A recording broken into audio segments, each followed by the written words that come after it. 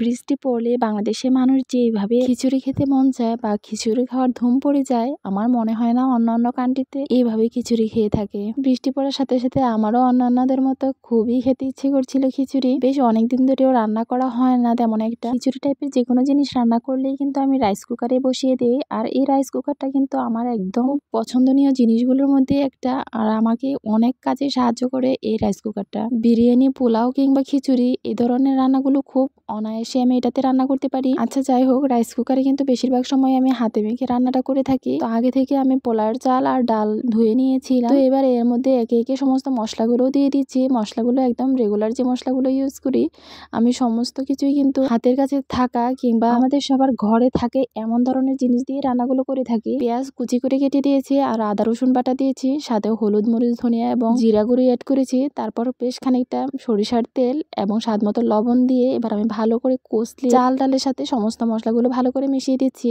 এর সাথে কিন্তু আমি কিছু কাঁচামরিচও অ্যাড করেছি আর দিয়েছি মটরশুঁটি। যেহেতু আমি মশলাগুলো কষিয়ে নিচ্ছি না, তাই বেশ অনেকটা সময় নিয়ে আমি কিন্তু সমস্ত মশলাগুলো মেখে নিচ্ছি। তারপরে এখানে দিয়ে দিয়েছি এলাচ, দারচিনি। এবার পরিমাণ মতো আমি পানিটা দিয়ে বসিয়ে দেব।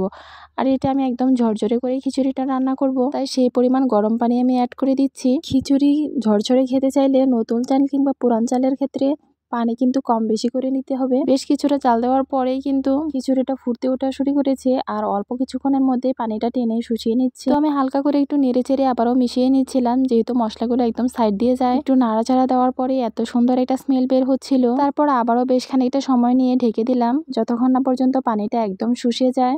এই তো এই পর্যায়ে কিন্তু পানিটা একদমই শুষে গিয়েছে, তবে আমি একটু নাড়াচাড়া করে চালটা এপিট ওপিট করে নিচ্ছি।